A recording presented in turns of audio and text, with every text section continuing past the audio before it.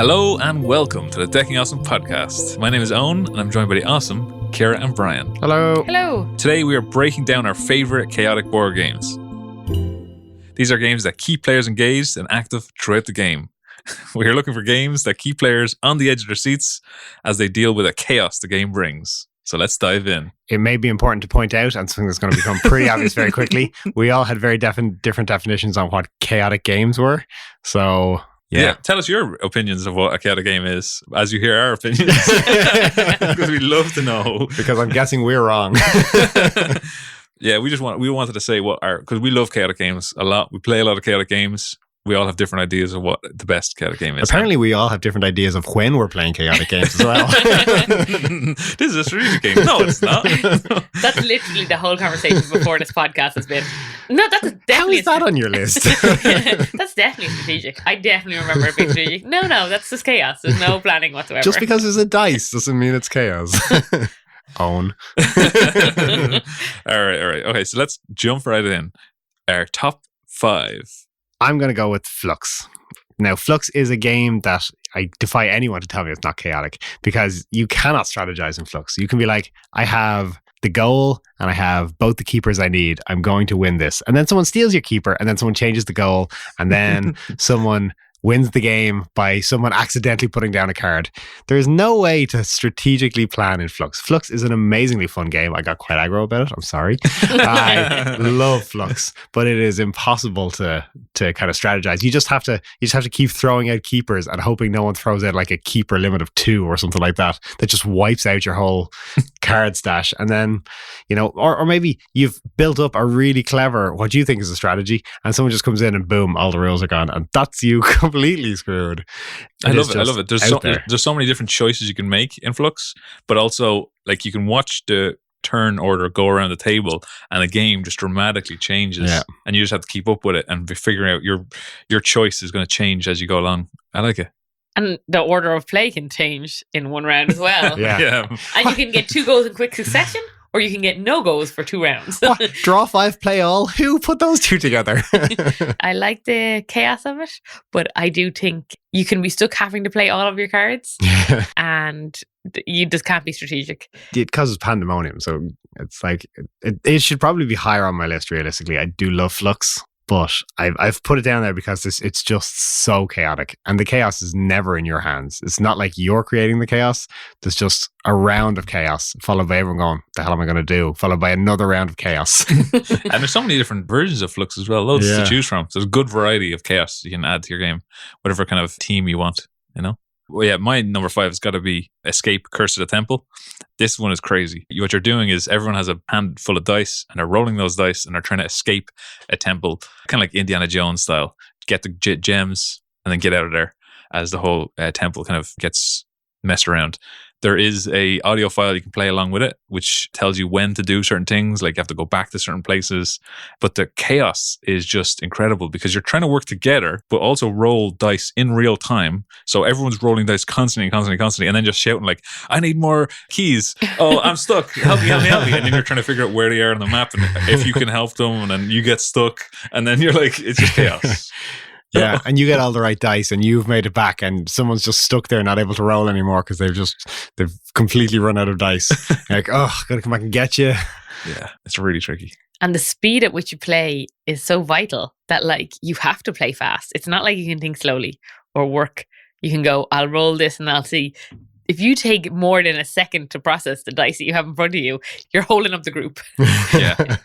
Yeah, and I love that. I love that learning curve of it, of just the first time you play Escape. You're not really sure what you're getting yourself into, and you just play your first game and you're like, that's crazy. I should have a bit of tension in my chest just thinking about playing this game. Yeah. Like, oh, my heart, it hurts. Yeah, I love it. My game is Exploding Kittens, which is a controversial choice. Absolutely not a chaotic game. So I find it really chaotic. I find like you have very little say in what happens. The cards are dealt. You might so everyone starts with like a diffuser and then all the diffusers go.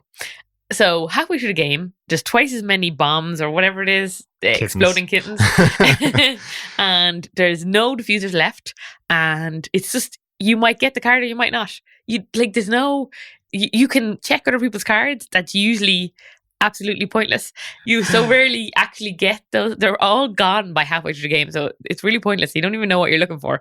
But I find it quite chaotic. Like, I don't think it's chaotic because I just think it's predetermined. Like, once the cards are dealt, like, it's already over. I know you're going to play cards, you're going to lose cards, the kitten's going to explode in your face, but it's not.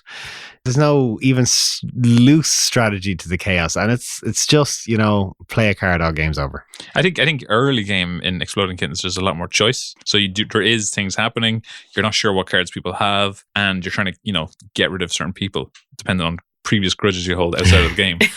But later on at the end game, the game is just trying to wrap itself up, and you kind of know what's going to happen. You can kind of see the path before you, and everything's kind of predetermined on what your actions are. But early game and kind of going into mid game, you can definitely feel like there's useful choices to be made, and it is pretty chaotic. Yeah, and I think that the deck is it's random in that you can't control the deck. The deck may be predetermined, but you whatever happens. You just have to go with it. And it does keep players engaged, I suppose. People are always kind of focused on it, and they're kind of reacting to what people play and how they play it, but it's tricky. It's controversial, and yet a lot of people will willingly sit down and play a game of Exploding Kittens. That's true. I would that wouldn't play anything else. So I like it. I do quite enjoy a game of Exploding Kittens. Yeah, I like it. It's mixed, but it's also I like five on my list. I like it because if I lose, I can just go, oh well, it's just how the cards were dealt. Wasn't that? And I did. All right, number 4. I am going to put in Cult Express here. Which I disagree with. Disagree with my placement? You think it should be higher. You're right. It is a really good game. I'm going to bump it up the list. Cult Express is a great game because it's for anyone who hasn't played it, it's like a programming game where you play cards to determine where your guys move around a train. You're trying to steal money and you're trying to fight with other robbers on the train. You're climbing up onto the roof and you're climbing back down. You're moving around carriages. It's brilliant, but you occasionally play cards face down, so no one else knows what your character is going to do. So you're trying to run and grab some diamonds or something like that and get a bit of money from them, and all of a sudden someone's shot you. You're in a different carriage and now someone else has gotten the diamond and you weren't expecting them. You thought they were somewhere else. And I just think it's such a brilliant chaotic game because you plan out exactly what your character is going to do, so you know what your character is going to do, and after that it is just bedlam. Because you okay, I'm going to go up on the roof, I'm going to run across here, I'm going to jump down, I'm going to grab the diamond, I'm going to have the money, and then I'm going to run away before anyone gets to me. And then all of a sudden there is just, you're shot 3 times because you went up on the roof, and now you've got a load of dead cards in your hand, and then you're trying to jump down and someone's punching you into another room, and it is just chaos incarnate. But it's played out in logical steps. That's what my problem is with it being on the list is it's played out step by step in a very systematic, clean way. There are rules that have to be followed, and each step has to happen the way it has to happen. I think, the chaos comes in the fact that you don't know what cards are going to come out, right? You don't, it's someone else's pre-programmed list of things is chaotic to you as a player because you have no idea what they're going to play, right? Are they going to play a sheriff, move the sheriff around, That's true, but as soon as that happens, it resolves itself. It's not like there's no option. It's done. It's set in after stone. the action happens, it's not anything could happen. Yeah. Well, the same is said about any game, anything, any life. Time is unfortunately still linear, despite what COVID may have made us think. Is it Tuesday? Is it February? Who knows? Actually, is it? No, it's not. Okay, we're good. It's close. It's close to February. Is it still fun to lose Cult Express? So when you pre-program then a whole bunch of things and your plan doesn't work because of the chaos, I'm putting it in air quotes because Kira doesn't disagree that it's chaos. No, I said my thing. I'm good. Air quotes are hard to do on a podcast. You just say it. You say air quotes. He did them as a matter of fact. Yeah, there were hand movements, yes. But is it still fun to lose? Because I think that's the key to keeping players engaged in a chaotic game is if they don't mind losing.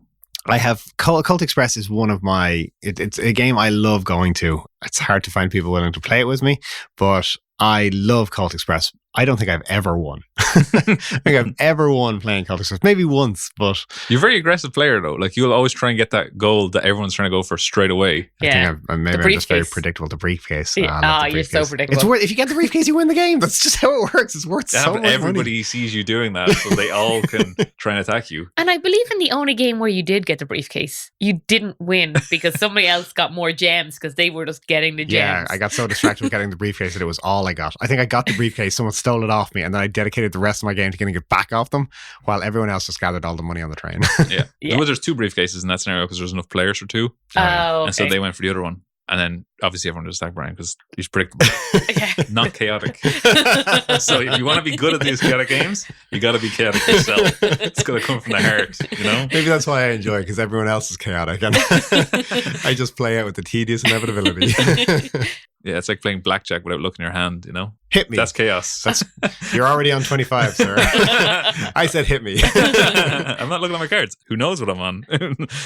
My number 4 has got to be Roll for the Galaxy. A little bit controversial. There's a lot of strategy in Roll for the Galaxy, but it comes from the point of rolling the dice, you know? And so when people think about chaotic games, they tend to think about dice.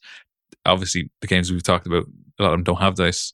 But this one is really, really fun because it keeps player engaged. Every round, they feel like they're going to roll the dice they need to roll to get their system going, to keep these planets in check. Because sometimes if they don't roll well, all your economy is ruined. Yeah. There's nothing worse than you getting such a really good roll and you're so happy with yourself, and then someone doesn't activate a phase that you need, and you're like, oh, I wasted like 6 dice on that. Yeah, especially the ship and trade. Cool. And you're looking around the table and you're trying to think, who's going to pick trade and who's going to pick ship, and then you put in ship, hoping someone else pick trade, and then no one did either. They're all doing move and something else. They're not doing that. It's like, I like that when you're looking around, like everyone has resource, and you're like, okay, I know exactly what everyone's going to do, and then everyone assumes everyone else is going to activate the phase, and no one does, because they're all just thinking other people are going to, and you're all just looking at each other going, for fuck. We've all lost sight of this round. Yeah. When it looks like everyone's going to trade, there's a good chance no one's going to pick trade. You need a couple of, because that's a cool thing about chaotic games as well, is it's about the players you put down the table, you know? Yeah. If you have too many chaotic players playing a chaotic game, it's crazy. But if you get very strategic players playing a chaotic game, it can work. And so Roll for the Galaxy works in both those ways, you know? You need somebody to play it safe, because if you don't have anyone playing it safe, no one is going to pick the right things. No, exactly. It'll be everyone's end phase will have worked, but the start phase where you actually have to like gather the tokens, everyone will just assume somebody's going to do that because that has to happen, and no one will do it. My chaotic game number 4 would be Jungle Speed. I think it's just very tense, and then the eruption of gameplay as the match happens, and everyone diving for that token and hands going everywhere and people trying to duck under and duck over. I think there's quite a physical chaos to that game, and weaving and dodging. There's actual physical weaving and dodging. You know, because you're trying to get your little hand in under or over other people. I like it. Kira has to cut her nails before we play. Yeah, that's been around since I was in college. Kira doesn't stop just because there's their hands in the way. With Manga, that game, that was also a game where you had to grab things from the center. I also had to cut my nails for that one. It's been a rule for a long time. Jungle Speed, though, phenomenal choice. It's a really good, fun, chaotic game. And it's so simple to pick up. It's just like, can you recognize 2 shapes being the same? Boom, chaos. That said, it's hilarious when people accidentally dive for it when it's not 2 of the same shapes. Because it's like that thread with the wiggles in it. Oh, yeah. You miscount those wiggles. It's all over the place. My problem with dexterity games, I always find, is the skill involved, you know? So if you can get better at the game, I think it loses a lot of its power, you know? So like, you know, certain dexterity games, if you're really good at flicking, no one wants to play with you because you're just going to beat them every time. Whereas, I don't know about Jungle Speed. How do you feel about Jungle Speed? Can you get better at Jungle Speed? Or is this, will there always be that sense of you've always got a chance? I think you can. You probably can. In those little apps where you have to like press a button really fast. You train yourself on little apps. I know it's been 2 years since we've been allowed to see other people, but there are games where, you know, you can interact with people physically. It's not all app based anymore. Pandemic's over, people. Congratulations. I did play Jungle Speed there once mid pandemic closure stuff, and yeah, the person did win every single time. Oh, did they? Yeah. They're very good at pattern matching, and then also incredibly fast. It doesn't help that a lot of people were very drunk. Just the one sober guy in the room kicking our ass. Yeah, she had been drinking too, but I don't know if she was either better at keeping it or she was just really fast. I don't know. I think it's a game you can maybe get better at, but I think largely like if you are good at pattern recognition or you have a very fast reflex, then you're definitely going to have an advantage in the game. Yeah. But like the same, if you're good at probabilities, you're going to have advantage in kind of strategic games or stuff like that. Like I think it is a game that will favor some people and not others. But I think even if you're not great at it, there's sometimes we've played Jungle Speed and like there's been a match on the table for like an entire round and no one's noticed, and someone just kind of casually leans over and picks the thing up and they're like, that's that's a match, right? Yeah. That is true. Yeah. So like sometimes you can be as good at a game as you want and still be crap at it. Yeah, it's one of the best things about Jungle Speed is the matching. Okay, so number 3. So my number 3 is King of Tokyo, a game I love that is more chaos than planning. I think the low health combined with the 5 dice, I think is where the chaos comes from. Like 10 health points and 5 dice means that technically it takes 2 rounds to kill you. Like if you had a really good hand of dice, 2 rounds, that means that you can only last twice in Tokyo. Like if you were to play it strategically, you'd never go into Tokyo and you'd never come out of Tokyo and you'd never win because you can't kill anyone. It is a game you have to play chaotically. You just have to go, may the dice gods be in my favor, and jump in. Close your eyes and run in screaming, hoping for the best. Yeah, and I think that's where its chaos comes from. I think it's an interesting balance, because if you were really thinking about the game, you go, well, that's too low a health to make this work, because you max at 10, right? So even if you rolled loads of hearts, you can't get over 10. I know there's some like cards and things that give you there's extra stuff, but really I think that designers made an active choice for it to be 10 and for there to be 5 dice, and I think that I think is where that panic decision, you're like, I'm losing, I'll go in Tokyo, have 6 health, that's loads, and then 2 people get 2 good rounds in and you're like, I'm dead. Well, I tried. Yeah, even the best laid plans in Tokyo or in King of Tokyo are just bedlam. You max out your health. You're like, I'm going in, I'm getting my points, I'm going to survive 1 round. No, I'm immediately back out. This was a terrible idea. What was I thinking? Yeah, I love the chaotic element. I think it helps the different types of players, because I always find it difficult to find board games for all of us, because we have very strategically minded people and then we have very chaotic people. I am a chaotic person. And when someone Can there be more dice? Might as well be just Owen playing any board game. So when it comes to something like, oh, you can roll 3 of the same number and you get points for it, in my head, I go, well, I'm never going to do that. And even if I did roll 3 dice, I'd re-roll them immediately. So that's not how I want to win. So I always find it incredibly fun in the fact that like someone has loads and loads of points, victory points, but they haven't gone into Tokyo yet. And then you just roll into Tokyo and you've bought like all the cards to make your guy really strong, really does a whole bunch of damage. You go in, you kill everybody, and you're on 0 points. You've won the game. And it's like, that's how I feel. Is just, it adds the chaos, because if the people playing are chaotic, other people can see, I got to watch out for this turn to see what this person does, because they're going to just, throw the table upside down, because who knows what's going to happen after this round. So it really helps with those kind of personalities. Yeah. I'm going to throw in a kind of controversial choice here, because the game can be quite strategic. I'm going to put in Santorini as my chaotic one, because if you play the base game itself without the god powers, it is very strategic. It's moving and trying to plan your way to get up onto the top of the tower and trying to orchestrate it in a way that someone's not going to box you in or get your player trapped or, cap the building before you get there, kind of thing. However, when you add in the god powers, this game is anarchy. Like, particularly playing with Owen, when he gets Atlas, he just walks around throwing caps all over the board.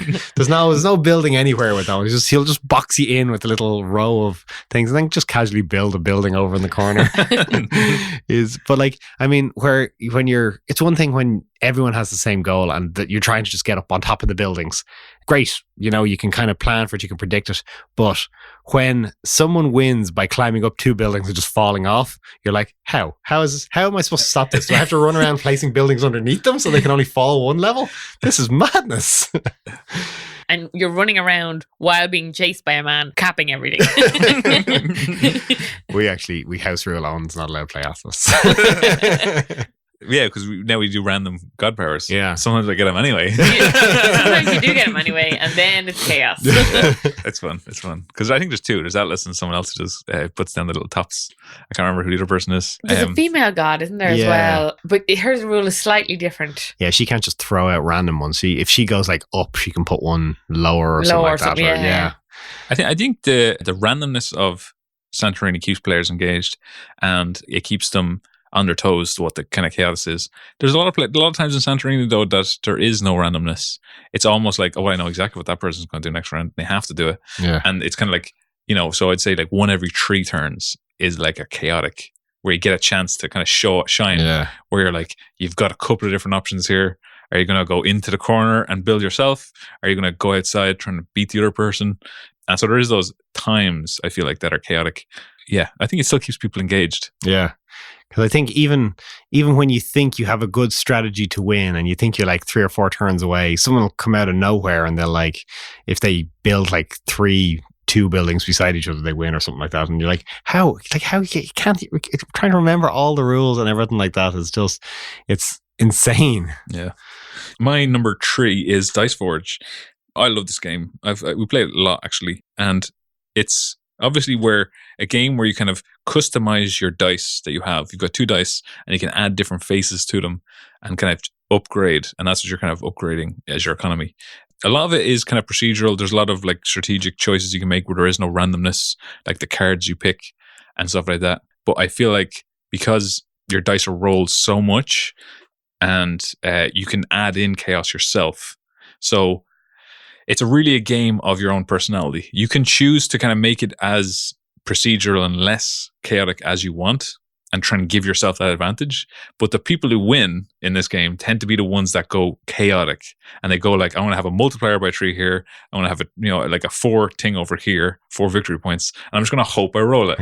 Those people tend to win because it's just like, look, and you can add your chaos yourself. So if you're a chaotic player, it is a great game just to kind of add that chaos. I think Dice Forge it's probably the least chaotic game that we have on our list. It's a game where you're rolling dice and it's inherently chaotic.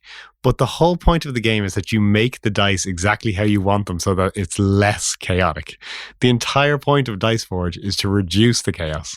Yeah, you can reduce the chaos, or you cannot reduce the chaos. That's another option. There's sides of the face where you get to pick someone else's side of their face that they rolled. And there's like all these kind of things are happening where you're like, anything could happen. When I roll these dice, who knows? You're playing a game that's entirely out of control, but it's not chaotic. But I think that is chaos. You've said it like, oh yeah, and that's how you win. You get it chaotic. You haven't always won with that strategy. I don't know. I feel like I win a lot. You either win by 50. You either win by 50 points, or you lose disastrously. Yeah, and the lose disastrously happens a lot more. Like I think I've won it. I'd probably only won it in person rather than online, I think. And Brian's definitely won it sometimes. So like, it seems like all strategies tend to work sometimes.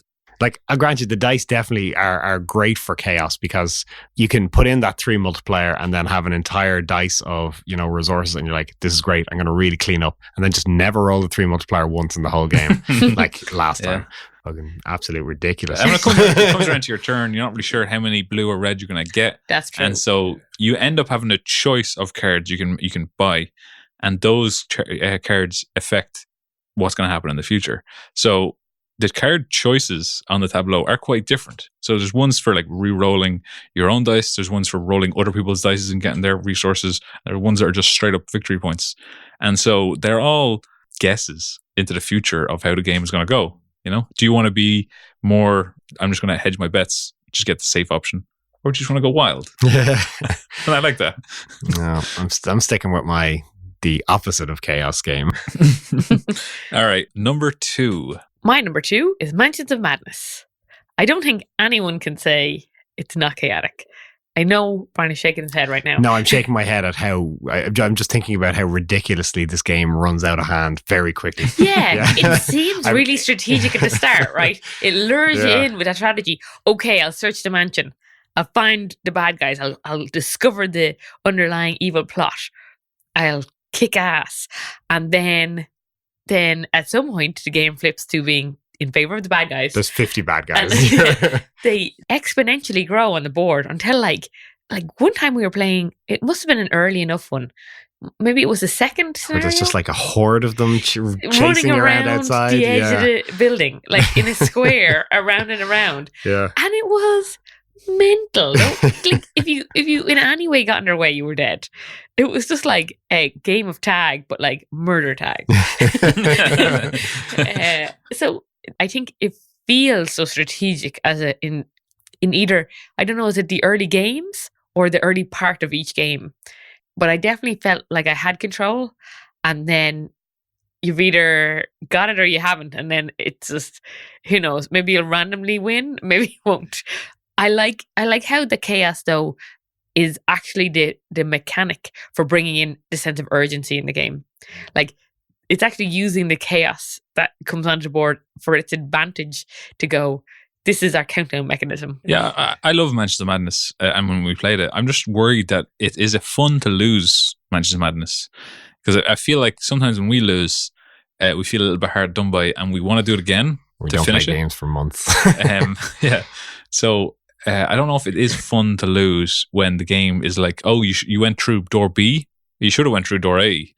And that was your like thing, you know? I agree with you. It's chaotic. It's chaotic in a, like, it's not running out of hand kind of chaos. Like it's just, you can't plan for it and you're scrambling to even stay vaguely in control of the game. Like I think it's that kind of chaos. Like you can, on your turn, you can take time to think about what you're going to do. Like you're not frantically throwing stuff at the board. You're not rushed rolling dice trying to survive. Like you can go, okay, well, this is all going to be a problem very soon. So how can we try and get around it? You can think about it. So I think there's an element of planning and strategy to it, but you're just trying to plan and strategize around the chaos that the game is throwing at you. It's one of these, if you haven't played Mansion of Madness, it's like a players versus the game kind of thing, where it spawns monsters and it determines what the monsters do to kind of come at you rather than you playing against each other. But I think it's a really, really fun game, but it's chaotic in that it ramps up out of hand so fast. The only time I disagree with that is that sometimes you go crazy and you go against your teammates, and then your go is chaotic because you're trying to do something and not necessarily have them find out that you're not any more on their side. I love that mechanism though, because you can still, like, depending on what kind of insanity you get, you might still be with your team. It might just go, yeah, everything's normal, continue as you are. And the others might be like, yeah, just go kill your team. Yeah, it's really tricky. Yeah. My number 2 has got to be Sheriff of Nottingham. It's a social deduction game where you are the Sheriff of Nottingham and all the other players have to get goods through you. And they can either do that through bribery or, usually they'll be like, oh, I've got like 6 apples in my cart. And then you check their cart and there's crossbows in there and they're illegal. And so, it's whether you open up the cart or not. It's chaotic. Now that sounds very procedural in the fact that everyone gets a choice and they can do whatever they want. But okay, that's good. You made my point. Thank you. Save me that one. But I think it's very chaotic because it's keeping everyone engaged in the game, because everyone is wondering about the sheriff and is he in the mood for opening up those carts, or what's a bribery like?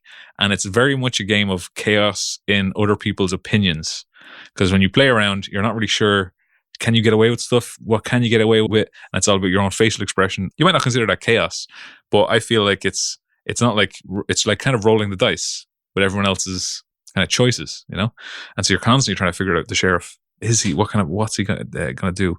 How much can I get away with? I just love that. I find it's more of a nuanced chaos, or it's a component that's chaotic within the game, but the game itself doesn't have that same vibe. So that's why I don't really put it in the chaos section in my own head, because I feel like, as you said, there's so many procedural elements that the chaos exists just in parts of it to make it interesting, to bring about those forced decisions, to have people overthink, and those sorts of things are brought in by that element.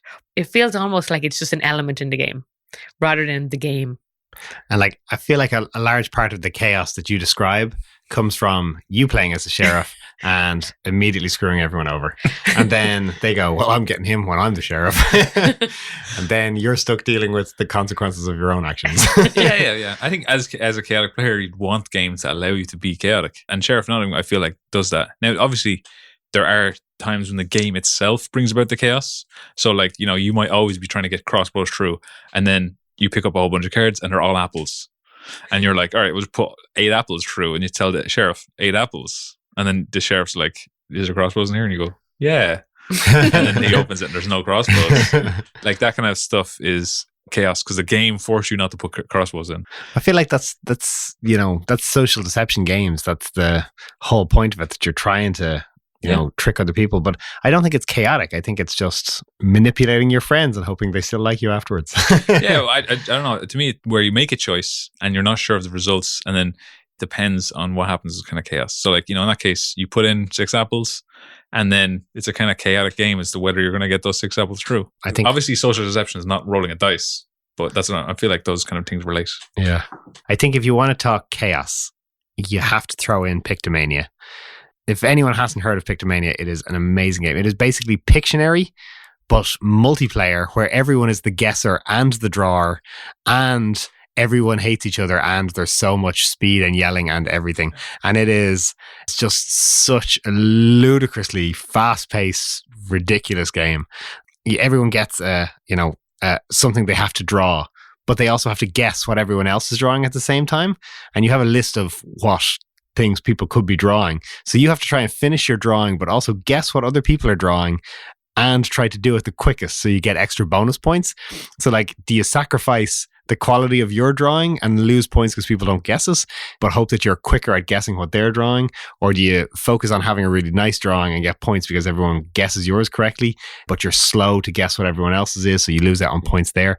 It is just so fast paced for a game that is just, it is so simple in its essence, but it's ludicrous. And like the fact that you might have to draw, like the start, you're like, okay, apple, towel, banana, bike. But by the last round, you're draw a sense of ennui, but only in a Frenchman and only on a Tuesday. And you're like, how am I supposed to draw this? Why is everyone already drawing? Oh my God. I will say, there is no shouting that's supposed to be in the game. That shouting that you're hearing is you shouting. What the hell is that? All the time. The shouting happens afterwards when someone is saying, that's very clearly an ennuied Frenchman on a Tuesday. And you're like, it's definitely a bicycle that you've drawn. I think a lot of chaos comes from people first playing Pictomania as well. It's a great game for new players because they pick it up and, they've never tried to do a speed drawing game before, and is an awesome intro into the kind of mechanic. Yeah. Kind of like charades, but times 10. Yeah. Really difficult. The problem I have is that you can get better at that. You can get better at Pictomania. After a while, people they can kind of smudge the rules a little bit so that they can always get like the quickest drawing. They do a drawing just well enough that one person gets a guess in that's correct, and then they guess correct on everybody else's, and then they're out. And that can be tricky. It depends on what the spirit of the game is. If the spirit of the game is just having fun and a bit of crack, it's good. Yeah, I suppose you can kind of fudge the play a bit. You can, but at the same time, like if you're just in the game to win it and not have any friends, I mean. Yeah. I love Should the chaos. You be playing? The chaos aspect of it is really cool, though. Yeah. It's just like, it's chaotic in its pace and just the frantic nature with which you're doing everything. You're still trying to draw your own picture while you're standing up, looking at the end of the table, trying to figure out, what the hell is that guy drawing? It's like, okay, well, I know it can't be this one. Oh, maybe it's this one. Oh, no, shit, I have to guess. And everyone else has already thrown in some guesses. And you're like, hurry up, quick. And it's just insanity. And it's fun when some people do it to think the game rules wrong and stuff like that, and you're like, there's a whole bunch of fruit they have to draw, and then one person's drawn a horse, and you're like, what is that? What is going on?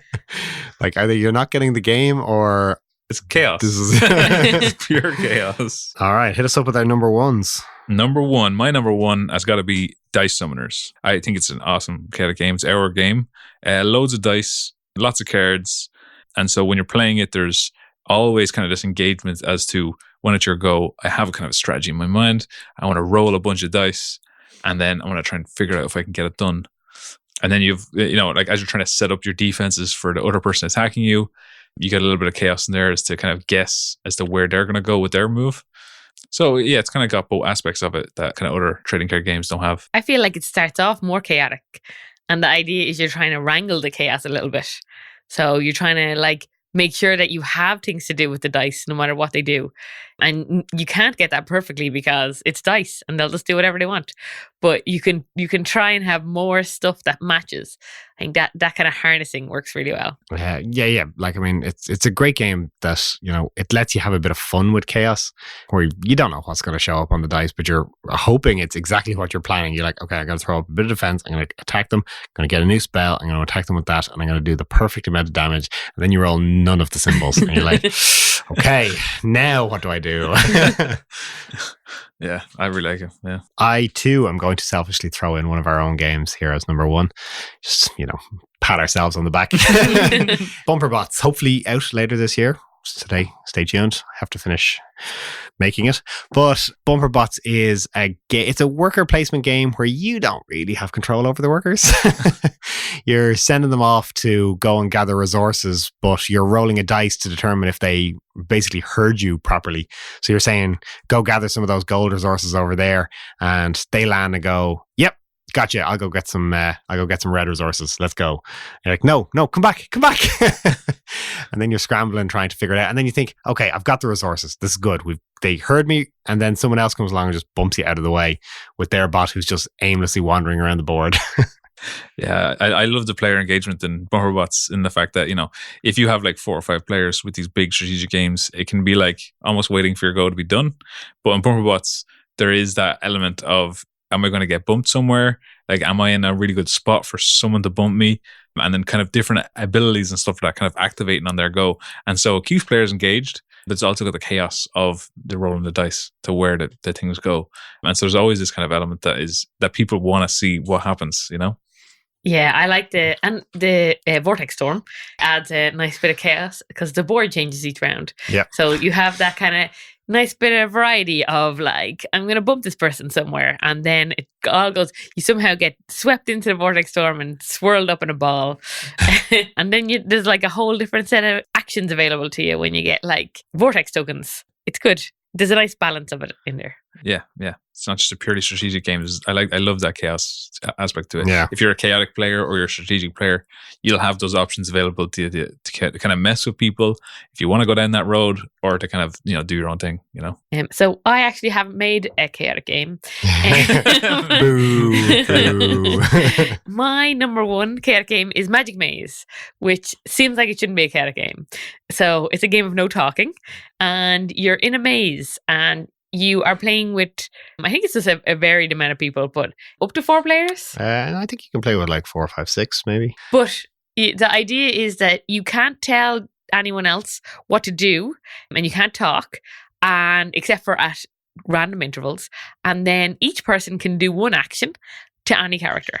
So, it can be up to 6. Yeah. But they can move them in directions. Yeah. So you might have left, and you can only move in left. So you're relying on everyone else to move forward, back, and right.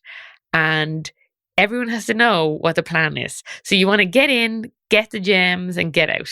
And everyone has to be on the same page. There's always somebody who thinks they know better. And there's always like somebody who is just moseying along, wondering about what's happening and going, oh, might turn this person right.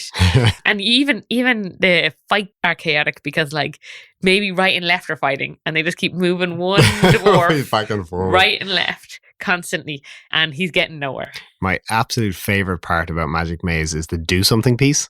So because you can't communicate with each other, they've given you like a pawn that you can put in front of players when you're trying to tell them you need to do something, but you haven't seen what it is yet.